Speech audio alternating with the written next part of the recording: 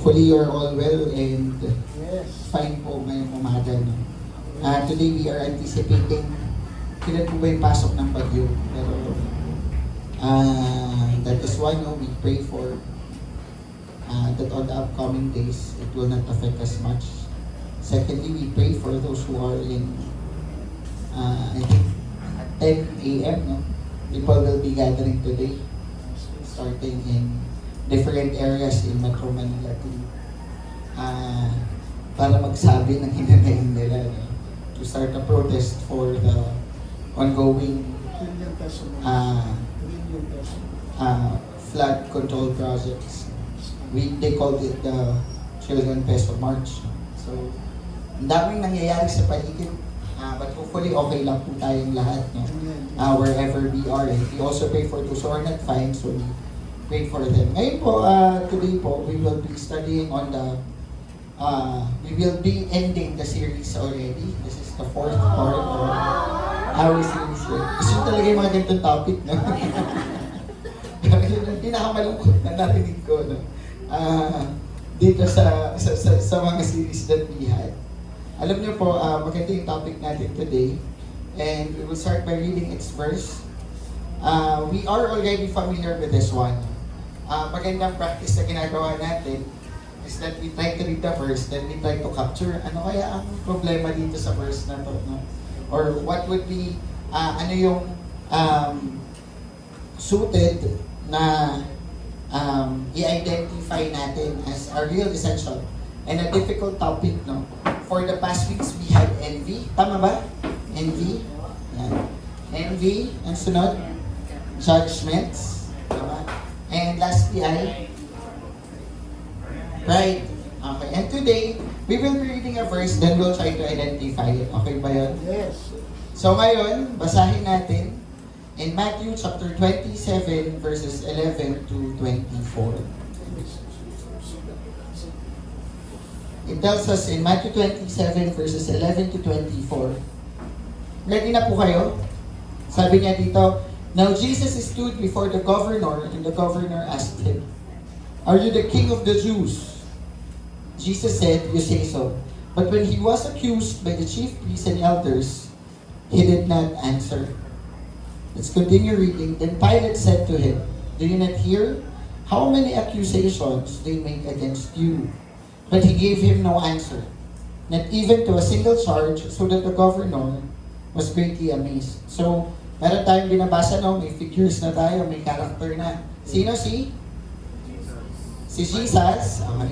And si Pilate, no? Pilate, interchangeably sinasabi rin that he is the governor. Then, now at the festival, the governor was accustomed to release a prisoner for the crowd, anyone whom they wanted. No? At that time, they had a notorious prisoner called Jesus, Barabbas. So after they had gathered, Pilate said to them, Whom do you want me to release for you? Jesus Barabbas or Jesus, who is called the Messiah? No? For he realized that it was out of jealousy that they had handed him over. While he was sitting on the judgment seat, his wife sent word to him, Have nothing to do with that innocent man, for today I have suffered a great deal because of a dream about him. In verse 20, it tells us the chief priests and the elders persuaded the crowds to ask for Barabbas and to have Jesus killed. The governor again said to them, Which of the two do you want me to release for you? And they said, Barabbas. Pilate said to them, Then what should I do with Jesus, who is called the Messiah? All of them said, Let him be crucified. Then he asked, Why? What evil has he done? But they shouted all the more, Let him be crucified. So when Pilate saw that he could do nothing, but rather that a riot was beginning, he took some water and washed his hands before the crowd, saying, I am innocent of this man's blood. See to it yourselves. In the last verses, then the people as a whole answered, His blood be on us and on our children. So he released Barabbas for them, and after flogging Jesus, he handed him over to be crucified. Let's all bow our heads and we will pray.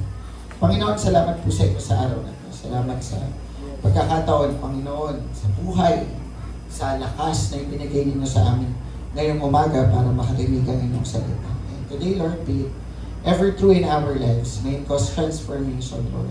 An eternal joy, Lord, that is residing in our hearts, knowing your word, understanding it, applying it, Lord, and blessing others through it. Maraming pong salamat, Lord. Change us. Open our hearts and minds. In Jesus' name we pray. Amen and amen.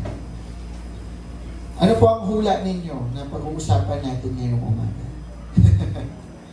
No? Alam niyo po, when we try to identify, no, try muna natin i-characterize si Pontius Pilate. No? Ngayon, pag sinabi natin, sinabihan ka na Poncio Pilato ka, di ba parang sinabihan ka ng sobrang sama mo, di ba?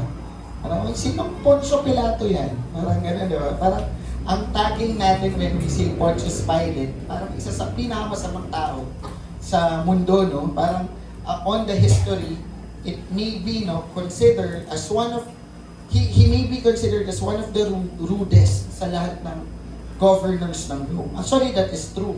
But in this case, we are reading at least from the story that we have read. Siguro we have to consider kung ano ba talaga yung nangyayari sa utak o sa puso ni Pontius Pilate at this time as how he is revealed in the word. No? Ang ganda ng pagkakakwento sa kanya kasi madalas is that we are just looking on one side of the reality that ang biggest guilt sa lahat o sobrang sama ni Pontius Pilate. But Pontius Pilate may be guilty of just one thing. Isa siguro sa biggest guilt ni Pontius Pilate, alam niyo kung ano? And that one thing is what we will be talking about this morning, is that Pontius Pilate is a people pleaser. Can you say it to your seatmates? Our topic today is people pleasing.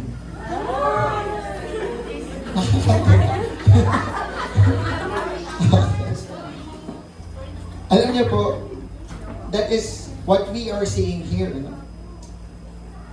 So let's go to point 1 because I overtime ako last week para mabilis tayo. Sabi niya dito, the question that was raised by Pilate in the first verse that we have read, that is in the first part of the narrative, parang dumaan lang siya. Mataas na opisyal si Poncio Pilato, si Pontius Pilate. Governor na siya. And what we can see here is parang dumadaan lang yung paghuhusga sa kanya agad.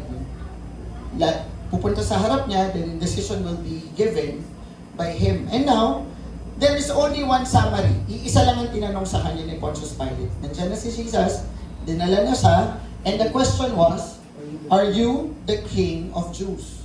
No? Ikaw ba ang hari, ang sinasabi nilang hari ng mga Hudyo?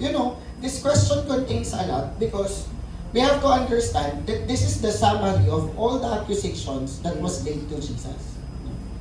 Kasi, maraming pwedeng ibato kay Jesus. No? Can you still remember the accusations that they had with Jesus? Isa siguro sa mga sinasabi was that Jesus dined with sinners. It might be one of the accusation. Jesus is guilty of, ang pwedeng maging guilt kay Jesus during that time. Jesus healed on the Sabbath. Marami siyang religious and ceremonial laws na dinify during that time. And this can all be thrown to him, although nasa harap siya ng isang Roman Emperor. Pero the Roman Emperor may be sensitive about, syempre, sa tradition within the Jewish community. Pero hindi yun yung binato sa kanya. Ang binato sa kanya, na tanong is that, is it true that you are claiming to be the king of the Jews? Why?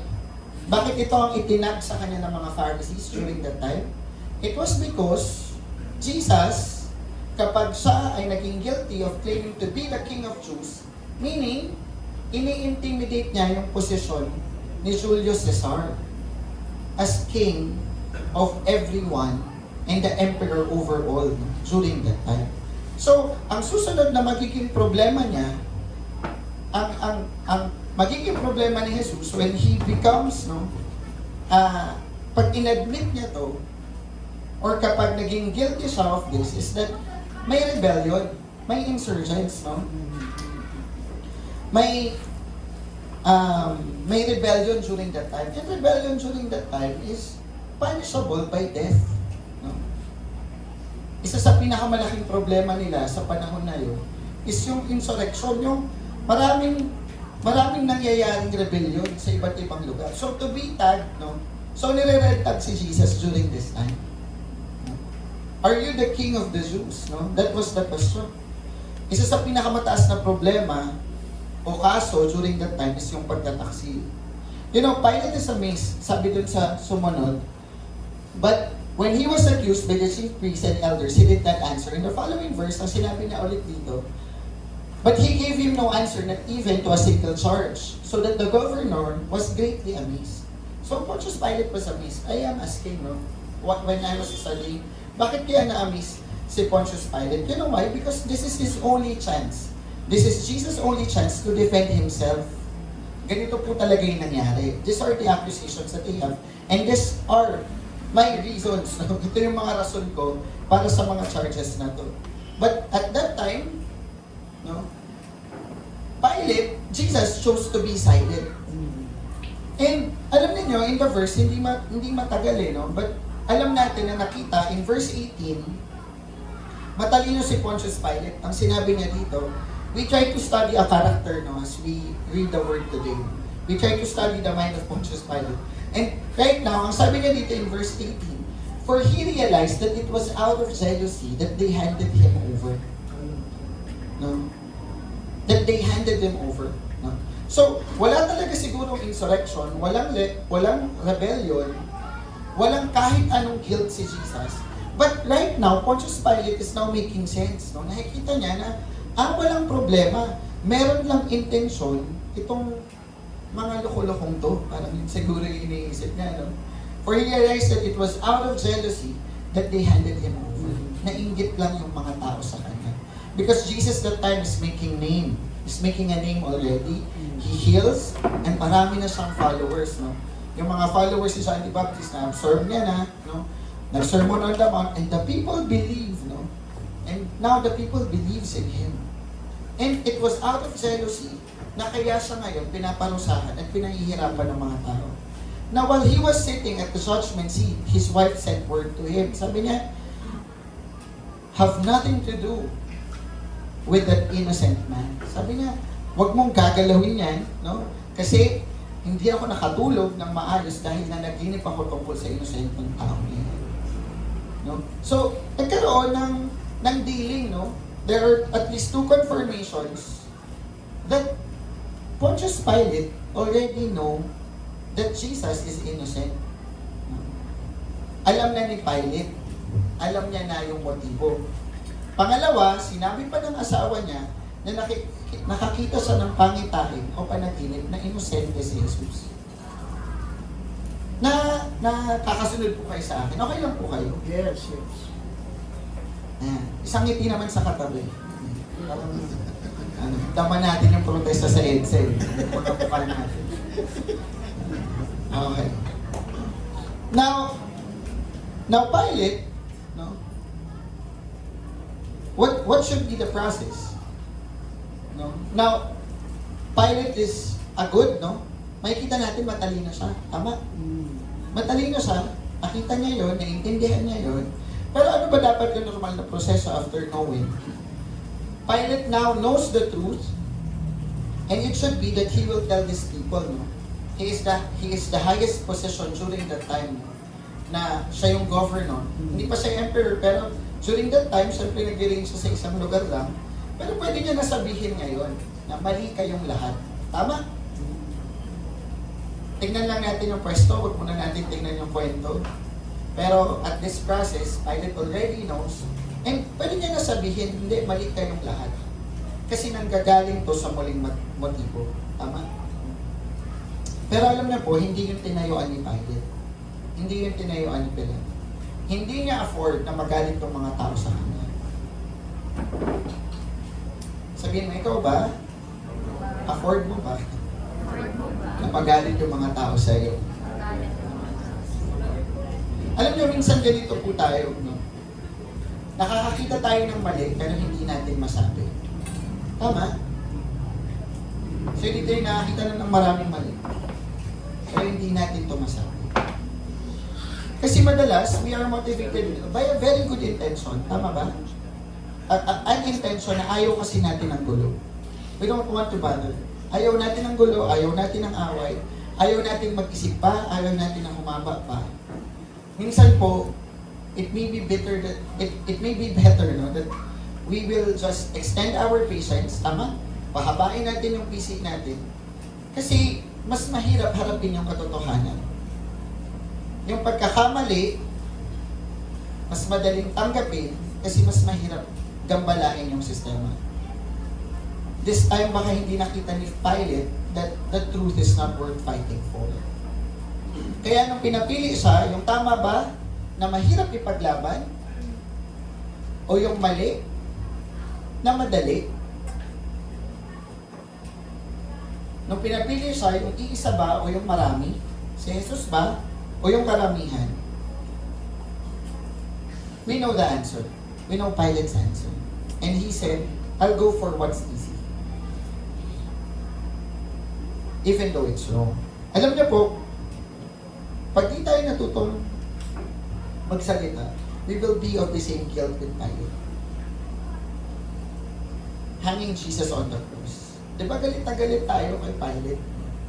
Pero hindi niya gusto talagang saktan si Jesus.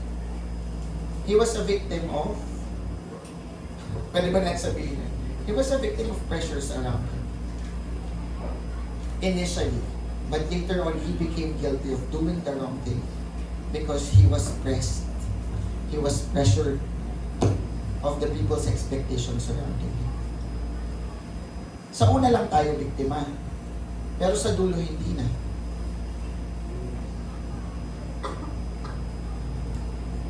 Alam niyo po, pag di tayo natutong magsalita, we will miss many things in life. Kung sinabi sana ni Pilate yung tama, baka may nabago. Baka may nagbagong isip, baka may namulat, kung ano yung tama na ginagawa sa isang inosenteng tao. Alam niyo po, in a community, if we don't tell the truth, no, we don't do our part. We don't grow, and we don't learn from each other. Kung lahat tayo ay people pleaser, masaya lang tayo sa isa't isa, pero walang pagkatuto at wala rin paglago. Natutuwa po sa series na meron tayo kasi alam niyo po yun, bigla siya nagtahi-tahi. That it asks us to be humble. To be humble to receive, no? And to be strong to give. No? Last time we talk about pride, no? Kung paano tayo tumanggap, kung paano tayo dapat magpakababa. At kung paano tayo tatanggap ng pagtuturo at pagsasama ng iba. Pagsama ng iba. And alam niyo po, as a community, all of these things are helpful. Specifically, no, pagdating dito sa pinag-uusapan natin, when it comes to people pleasing. Bahagi ng trabaho natin bilang Kristiyano, yung kayaning magsabi ng totoo. Yung kayaning magsabi ng totoo, kayang mag-call out ng mali. At kaya tayuan kahit magalit yung iba. Pontius Pilate cannot afford that. Hindi na kaya magalit ng sambayanan sa kanya. Ending, si Jesus nasa cross, who is innocent. All of the parts of our series asks us to go down. Again, it asks us to humble ourselves, to listen, no? And to find courage to speak, still with humility. So, paano naman kasi ako magsasalita? Wala pa ako sinasabi, galit na siya. Diba? Paano ako magsasalita? Ang gulo-gulo na. No? Alam niyo po, minsan okay yun. Okay yun. Can you see that the right thing to do during this time is galitin yung mga Pariseo? Minsan iniisip natin na yung galit, wala siyang lugar. Pero alam niyo po, isa sa sinasabi ng mga Bible scholars, one thing that we miss from the people of the Old Testament, lalo na pagdating sa book ng Psalms, marunong sila magalit. Even in Lamentations, we will see. And even the prophets, marunong silang magalit. Marunong silang mainis, marunong silang magtampo, marunong silang magkaroon ng negative emotions, and they process it well. You will see a lot of si Jeremiah, nagagalit talaga siya. Si Isaiah, galit talaga sila. during that time. And that is one thing that we miss. No? That there is beauty still, and there is still what we call as a righteous anger. Hindi ibig sabihin pag galit ka, katapusan na, hindi ka Christian, no? Pero pwedeng nagagalit ka sa masama. Pwedeng nagagalit ka sa hindi tama. We have to ask sometimes, ano bang mas mahalaga? Ang matuwa yung kapwa o yung matuto siya at malaman yung pagkakamali? And sometimes we are victims, no? Na parang, ay, kawawa. Ang sama nila, kinawawa siya. No? Or sometimes tayo rin sa sarili natin, ay hindi ko masabi kasi kawawa siya yan eh. No? Pero alam niyo po, may presyo ang pagkakamali. Ang nagkamali ay dapat managot.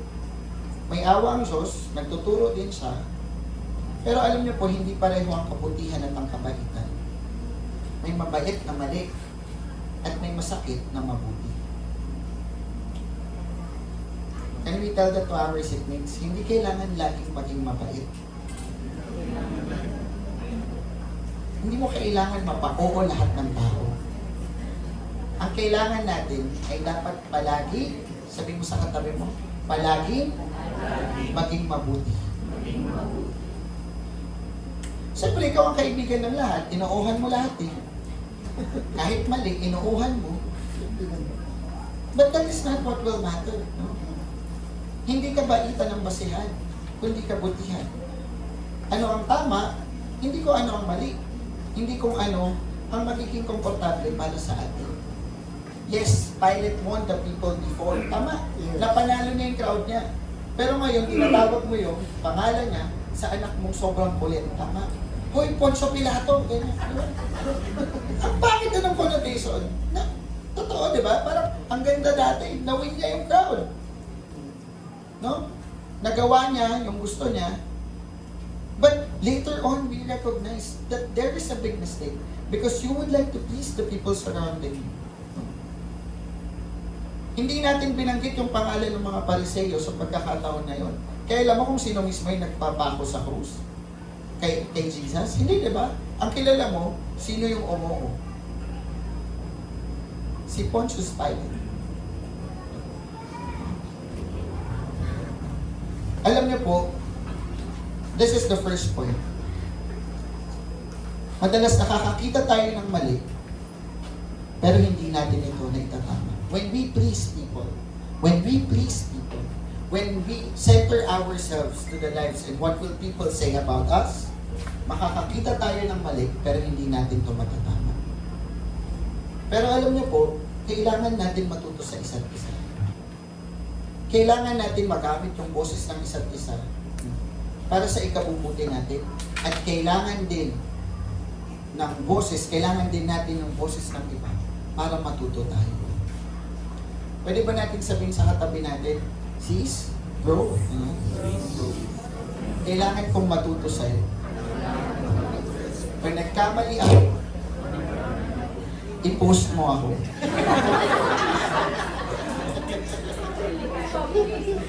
Joke lang. Pag nagkamali ako, sabihin mo, pag nagkamali ako,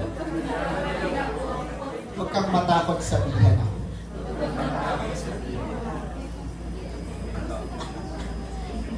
Alam niyo po, there's something more amazing about Pilate. If you will discover yung processing niya dito, amazing talaga si Pilate. Alam niyo po, si Pilate nag-devise siya ng way in order to do the right thing. Hindi naman to simpleng oo. Tingnan natin yung proseso niya, paano umuo. Naalala niyo po yung biggest accusation kay Jesus? Ano yung biggest accusation? That He is the King of the Jews. That He is guilty of rebellion. Tama? Nagre-rebelde siya sa pamahalaan, sa gobyerno ni Julius Caesar, at ngayon, ang gagawin ko ay, ang sabi ng mga Pharisees, ito yung ipupukol ko sa yung problema para magalit silang lahat at patayin ka. Yun ang gusto ng mga Pariseyo. Naintindihan ko ni Pilate. Now, Pilate devised a way. Alam niyo po, at that time, sige, next verse tayo, sabi niya dito, at that time, wala pa. Okay. But sabi doon, at that time, they had a notorious prisoner called Jesus Barabbas. So after they had gathered, Pilate said to them, "Whom do you want me to release for you? Jesus Barabbas or Jesus who is called the Messiah?" there is something deep about this verse that we have to understand. Si Jesus Barabbas, o si Barabbas, nakilala natin, no? Isa pa to, no? Na pinagtatawag natin sa masasama. Sinong Barabbas yan? Yung Barabbas, no? Si Jesus Barabbas is actually guilty. The Bible scholars are saying that he is guilty of insurrection. Siya yung nahuli mismo sa isang act ng rebellion. No? Kasi ang pinakamalaking kasalanan noon ay rebellion. And si Barabbas ay guilty of that same guilt that they are throwing to Jesus. So ngayon, parang ang pinapipili ni Pilato, ang sinasabi niya, ito bang guilty na nakita at nahuli natin sa akto ng rebellion? O itong isang tao na pwedeng inosente sa rebellion dahil hindi pa natin nakikitaan ng ebidensya. No? Anong ginagawa ni Barabbas ay ni Pilate during that time? Hinuhuli niya itong mga Pariseyo, no? Ano ba talaga ang gusto niyong mangyari? Mahuli yung nasa rebellion? O makulong lang si Jesus because of an internal motive? So he is trying to devise a way to release Jesus. Isang siguradong tao na masama at nagrebelde, isang inosente na hindi naman tayo sigurado kung nagrebelde. Ang galing ni Pilate, di ba? Because he chose the one, the most reasonable, na kung itong mga taong ito ay may rason, na kung itong mga taong ito, no, ay hindi lang basta driven ng motive, they will choose the right thing. And that will be to release Jesus instead of Barabbas because he is guilty of the sin. Alam niyo po yun? Nilabas ni Pilato yung pinakamasama, isang tao na nahuli sa mismong akto ng rebellion. Ito si Jesus na hindi sure.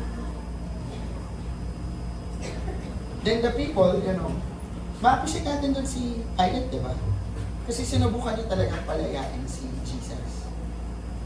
Sinubukan niya. By releasing and considering Barabbas. Naging willing siya ilabas yung pinakamasama na tao during that time. If you will compare it to Jesus. Pero alam niyo po, hindi pa rin siya nagtagumpay. Sumubok siya, pero hindi siya nagtagumpay. The people chose Barabbas and he only came out to say the answer. Isa na lang yung nasabi niya. Kasi di ba nakita natin yung kwento? Parang sino ilalabas? Si Barabbas ba o si Jesus? At sinabi ng mga tao, si Barabbas. Si Barabbas. They are just saying very pointless answers from the people. Clearly, that there is a hidden motive in it. There is something wrong inside of them. But Pilate cannot stand for that answer. So, ang tanong niya na lang ng dulo, why? What evil has he done? Ngayon, defined na siya. Mali yung ginagawa ng mga tao. Pero, nag-end up lang siya na magtanong. And more so, in the following verses, in verse 24, it tells us, so when Pilate saw that he could do nothing, but rather that a riot was beginning, he took some water and washed his hands before the crowd, saying, I am innocent of this man's blood. See to it yourselves. Ironic, kasi alam nyo, ngayon, ang sinisisi pa rin natin of killing Jesus, of the guilt of crucifying Jesus is Pontius Pilate. Alam nyo, even sa creeds natin, as Christians, si Pontius Pilate ang mention na, hindi Pharisees, no? Walang name doon, no? But it was Pontius Pilate, no? Ang sabi niya dito, pero tingnan niyo yung act na ginawa niya. I am innocent of this man's blood. See to it yourselves. May sumunod ba na innocent si Pontius Pilate? Hindi. Hindi natin siya hinold innocent. Then the people as a whole answered, his blood be on us and on our children. So he released Barabbas for them. And after flogging Jesus, he handed him over to be crucified. You know, this is what happens when we refuse to do what is right. Minsan, hinahanap natin yung inclusivity, no? Or pinaprioritize natin yung fellowship, pinaprioritize natin na ma-include lahat ng tao, na maintindihan lahat. That we find a sweet point where all things will meet. No? But the problem with this is that we are lost, no? When we are asked of what is right and wrong. Ang ganda ng kwento ni Pilate kasi sinubukan niya yun, na maghugas kamay. Sabi niya, alam ko na mali lahat ng ito. Pero maghuhugas kamay ako ngayon at sasabihin wala akong ginawa. Sa inyo yan. Sa inyo yan. Pero hindi. Up until now, we are holding him accountable. Yes. And in every portion that we will find in the New Testament, they are holding Pontius Pilate accountable. We have to understand that silence is an answer already. We have to understand that because he did not do the right thing, automatically, he is doing the wrong thing. Alam niyo po, pag hanap tayo ng sweet point sa buhay natin, we will live a life of compromise. Can you say it? Compromise. Compromise is when we have an agreed term. Alam niyo po ang problema sa kompromiso, hindi siya automatically or hindi siya necessarily yung tama. It is just a point for peace. It is just an agreement. Pero hindi necessarily na nakaugat ito sa tama at sa katotohanan. That is the problem with us sometimes. That we are engrossed with the fantasy na makakahanap tayo dito sa mundo ng lugar ng kapayapaan. Pero alam niyo po, we have to understand na wala. Everywhere you go, whatever decision that you will make, someone will be offended. Someone will be hurt. And sometimes, agreeing to the right thing means hurting someone. But that is okay. And that is fine. Because we have to stand with the right thing to do.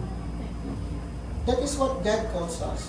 And God calls us. He never fails to remind us to live a life of integrity. To live a life of accountability.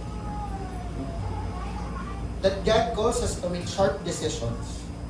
Strong decisions for righteousness. Can we say this, no? Integrity. Accountability. You know, Pilate was so convinced. Pilate was convinced with the truth. Pilate knows the truth. Pero alam niyo po, alam niya yung tama, nahanap niya yung tama, nasabi niya yung tama, pero hindi niya nagawa yung tama. At kailangan ma-perfect natin. Mahanap yung tama. Sabihin mo sa katabi, kailangan natin mahanap yung tama, masabi yung tama, at magawa ang tama. Hindi pwedeng mag-miss tayo sa process na yun. Hindi pwedeng hanggang dito lang tayo sa alam natin. Pero kailangan natin siyang magawa. Alam niyo po, he was convinced with the truth. He is already telling the truth. Pero nung dulo sinabi niya, wala na ako dyan. Nung gagawin na. Saan bahagi ng buhay po natin minsan na ganito tayo? Na pag may nagkakamali, ang sinasabi natin is, alam natin na may something wrong that is going, sinasabi natin, just to be relieved of the pressure. Kasi ayaw natin no? Ayaw natin ng mahirap. Yun nga yung problema. Ang busy-busy ko, aabalahin yung pa ako dyan. Siguro, isa yun sa mga problema natin, that we cannot be present sometimes. That we cannot give time.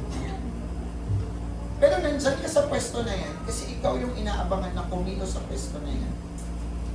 Alam mo yan, kasi tinatawag ka sa lugar na yan. Nandyan ka, ikaw yung involved, ikaw yung nasa sitwasyon. Therefore, God is calling you to finish those three. Alamin ang tama, sabihin ang tama, at gawin ang tama. Hindi natin pwede sabihin pagdating sa dulo, kayo na bahala dyan.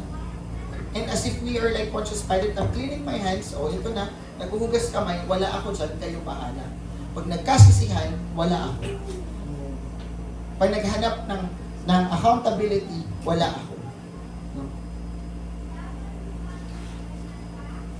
That is what we are saying instead of saying, baguhin natin to. Intindihin natin. At meron po tayo laging connotation as Christians na kailangan mabait tayo. Pero again, hindi tayo mabait. Mabuti tayo. And our faithfulness is not just, is more than just kindness. So, di ba, kaya nga parang, Christian ka, ba't ang taray mo? Ay, hindi. Sabi mo, ay, hindi. Kasi ano eh, ako yung Christian na nagsasawata ng kadiliman. Hindi, joke lang. Hindi ko po kayo ini-enable na maging masungit na lang palagi. Pinansin na lahat ng mali, no? Yes, we are called to be kind. Pero there is a certain time. There is a limit to it. We have to understand na may hangganan ng awa, may hangganan ng biyaya. No? I mean, as physically, how we are portraying it. Hindi yun, walang hanggan yun. Pero minsan, it transforms its face sa patience. Una, patient ka lang, tama? 5 taon ka ng patient. Hindi kaya kailangan na mag-transform ng awa into teaching, into discipline. Yes.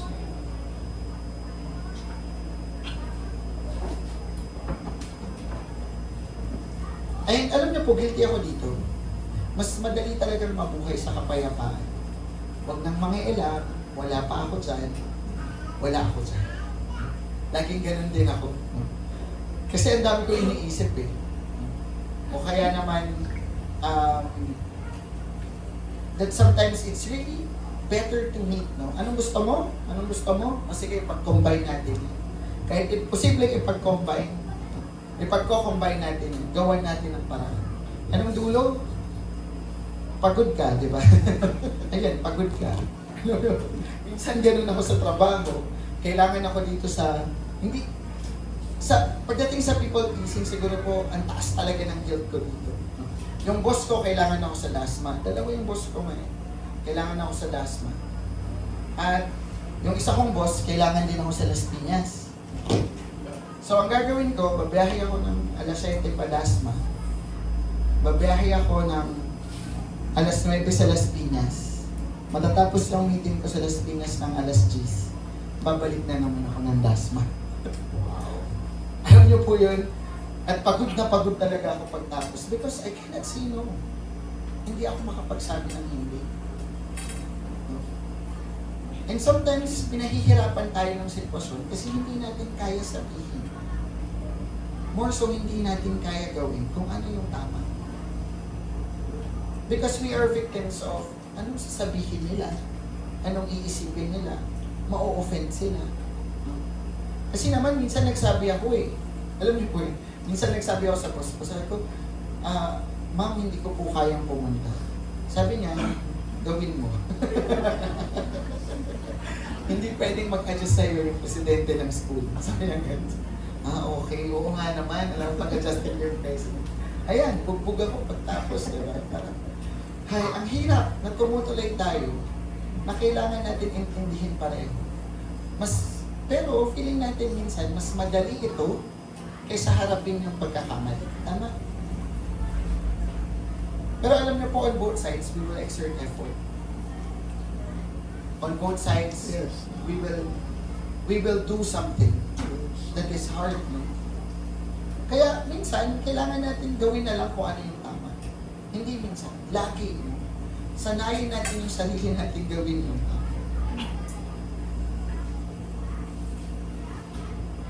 Kailangan po natin maunawaan kailan ang awa at biyaya. Kailan din tayo tinatawag na ng Diyos para magsalita at para ipaglaban yung tama. Na ang galit minsan ay tama. Ang pagtanggi minsan ay tama. Na minsan okay nang magalit lahat kasi mas mahalaga ang tama. Alam niyo po, Christianity, hindi getting along o fellowship ang priority natin, but it is to be like Christ.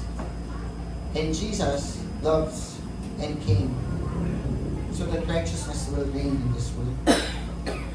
Kay Pilate, hindi naging sapat ang ebidensya. Hindi rin naging sapat yung udyok ng asawa niya. Ang naging pinakamalaking boses ay yung boses ng marami. So minsan hindi sapat na alam ang tama, hindi rin sapat na sabihin. Pero alam niyo po, it calls us na manindigan. Alam niyo, sabi ni Aristotle, it's try to look for a wisdom outside because there are too many things about people pleasing. Ang sabi niya doon, sabi ni Aristotle, there is only one way to avoid criticism. Sabi niya, do nothing, say nothing, and in the end, be nothing. So dito yung tinangay na ng lahat. Ganyan. Ano gusto mong gawin ko? Sige. Gusto mong gawin ko? Hanggang sa dulo na wala na tayo sa sarili natin. You know, in Galatians chapter 1 verse 10, ang sabi niya dito, am I now trying to win the approval of human beings or of God? Or am I trying to please people? If I were still trying to please people, I would not be a servant of Christ.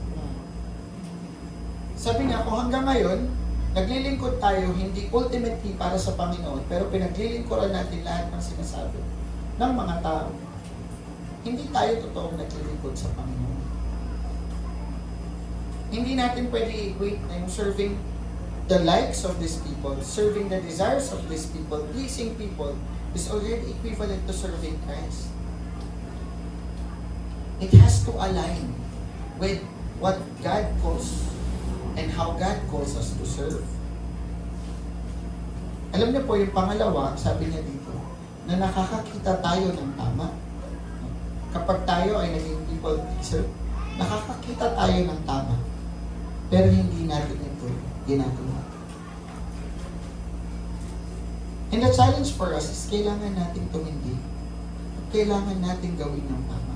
Makitang nangyari ito mula simula hanggang dulo. I'd like to end with this thought in Galatians chapter 1 verse 10. Sabi niya dyan, am I now trying to win the approval of human beings or of God? Or am I trying to please people? If I were still trying to please people, I would not be a servant. I would not be a servant of Christ. Alam niyo po, wala pong mali sa pakikinig. Dapat tayong nakikinig. Tama? Baka po kasi hindi naman tayo maging balanse. Alam ko yung tama, sundin mo to. May lakas ako ng loob magsabi. Hindi po. Wala pong mali sa pakikinig. Dapat tayong nakikinig. Wala ring mali na nakakaintindi, na makaintindi, no? Dapat tayong makaintindi. Kailangan natin silang pakinggan, kailangan natin silang intindihin, pero sa buong proseso na to, dapat walang mabago sa tama. Na maging malinaw ang salita ng Diyos habang tayo ay nakikinig at habang tayo ay umiintindi. Hindi ibig sabihin na nakikinig tayo at umiintindi tayo na kailangan din maging bukas yung puso natin para sa pagbabago ng salita ng Diyos. Dahil kahit kailan ay hindi ito mababago. Ang una pong nawawala sa pagsunod sa gusto ng lahat ng tao sa paligid ay actually yung sinasabi ng Diyos sa buhay natin. Alam niyo po, madaling mabuhay nang wala si Kristo. Makinig ka lang sa lahat ng sinasabi ng tao. Hindi ka mauubusan ng things to do. Hanggang matapos yung buhay natin. Na nag-check lang ng things to do, na ginawa naman ng iba para sa atin. Anak, kailangan mong maging ganito. O yung kaibigan ko, kailangan matuwa siya kasi kailangan daw ganito ako. Ayokong magalit si ganito, so gagawin ko to. At gagawin ko yan. You know, in Mark 8:36, sabi niya dito, sobrang ganda ng verse na to, no? Unti na lang like verse ko na to. Ang sabi niya, what good is it for someone to gain the whole world, yet forfeit their soul? Anong ganda na makuha mo lahat ng yes ng mga tao sa mundo. Pero pagdating sa dulo, ang kapalit nito ay yung kaluluwa. Ang kapalit nito is ikaw mismo. Diba, minsan di na nga natin kaya yung sarili natin eh. Kasi victims lang tayo ng expectations ng iba sa buhay natin. Dapat ganito ka, dapat ganyan ka. And that is the first thing that is being depleted. When we listen and listen and listen and follow everyone's expectations around us, we lose ourselves. We lose ourselves. But allow it this time that we consider na kaninong boses pa dapat yung pakinggan ko? Anong boses pa dapat yung pinakamalakas sa buhay? Kasi sinunod ko siya, galit ko. Sinunod ko yung sarili ko, nagalit siya. Sinunod ko na siya, galit pa rin siya. Sinunod ko siya, sinunod ko naman yung sarili ko, parang di pa rin ako masaya. Sinong susundin ko? Sino talaga ipiplease? You know the answer? Kailangan talaga natin humanap ng susundin. At kailangan isa lang. Magalit na lahat, isa lang ang susundin ko. And that is the one who created us.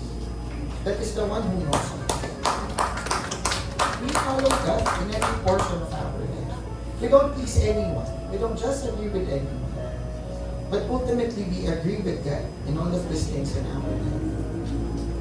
Ang pinakamahalaga po sa lahat ay direksyon na ibibigay hindi ng mundo, hindi ng mga tao.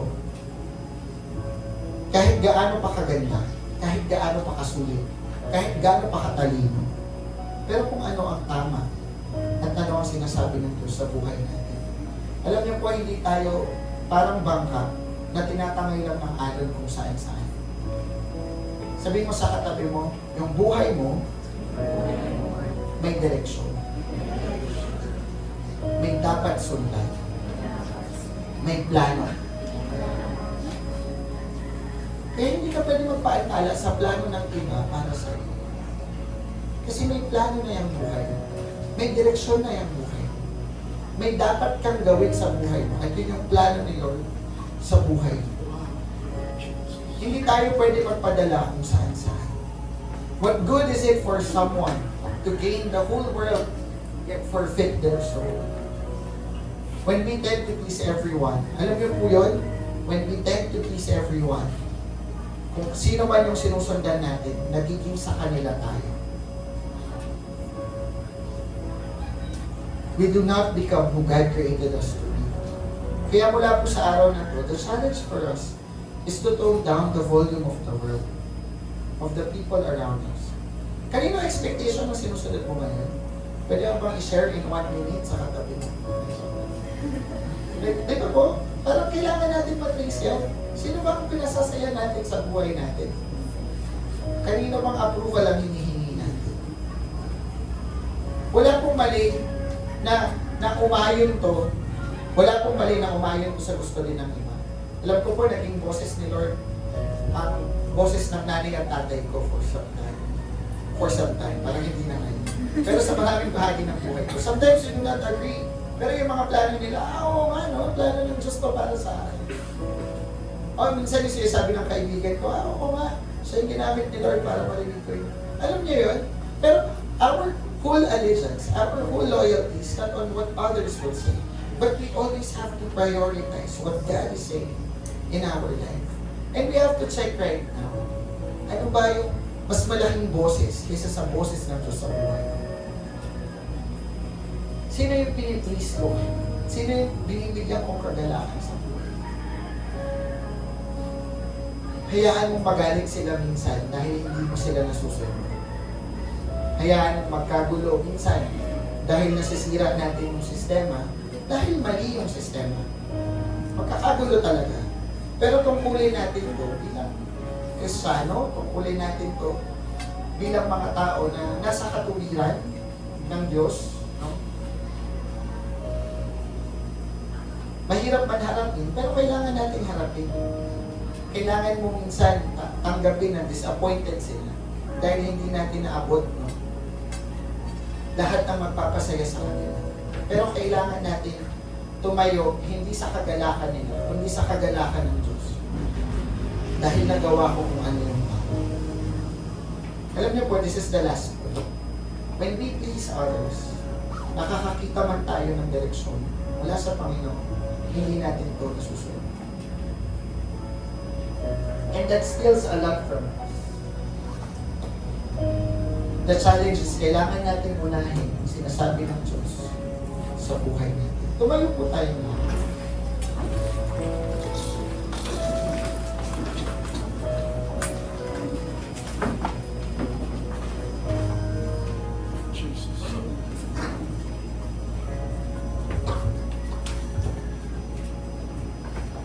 And right now, as we sing and as we meditate, let's try to look at our life.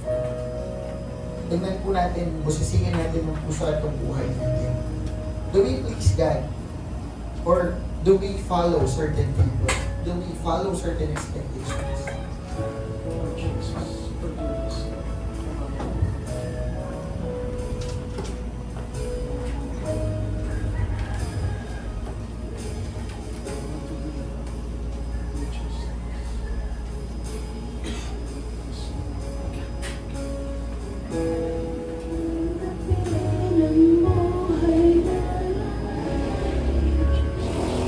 Nakalulukod sa iyong harapan ang bawat paghinga at pagpitig ng puso'y mag-alay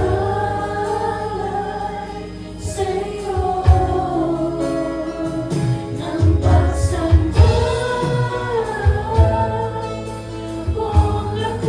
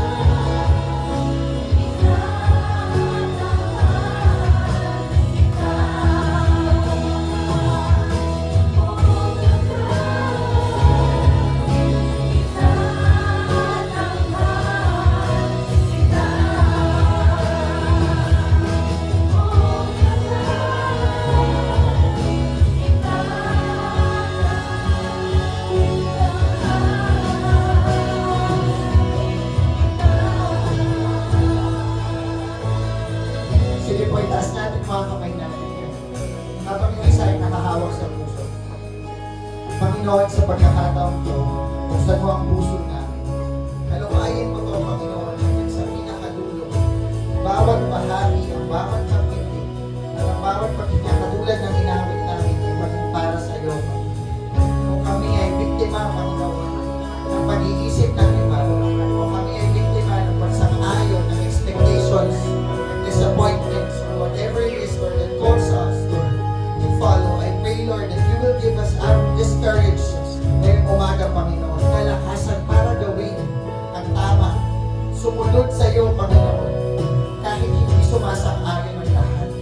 Gawin, Panginoon, ang nararapat, kahit hindi gusto ng karamihan, Panginoon, o ng mga tao mahalaga sa buhay namin. Bigyan mo kami ng lakas, Panginoon, para tumindig sa inyo. At makita namin ang kabuuan at ang kapunuan ng buhay na mararanasan ng bawat isa dahil ang boses mo, Panginoon, ang sinusunod namin. Hindi kami kahit kailan maliligaw, hindi magkukulang, Panginoon, dahil alam namin sa paghakbang na to ay kasama ka namin, Panginoon.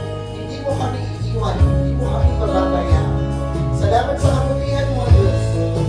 Manahan, manatili at maghani ka sa buhay ng bawat isa. Sa pangalan ni Jesus. Amen. Amen. Wow, thank you, Lord, for that very liberating message. And for our benediction, just before we leave our church, I want us to raise our hands. Taas po natin ang ating mga kamay para sa pagpapala o bendisyon. Ang Diyos na nagbibigay sa atin ng pag-asa, ang magkaloob naman sa inyo ng kagalakan at kapayapaan sa pananalig, upang sumagana tayo sa pag-asa sa pamamagitan ng kapangyarihan ng Espiritu Santo. At sa utos ng walang hanggang Diyos, ay nahayag ngayon sa ating mga hintil upang tayo ay manalig at tumalima kay Kristo. Ang lahat ng yan ay ayon sa sulat ng mga propeta, sa iisang Diyos ang marunong sa lahat, sa Kanya iungkol ang papuri magpakailanman sa pamamagitan ni Yesu Kristo. Amen and Amen. Ayan, sige po, palakpakan natin si Lord at sino po mapagpala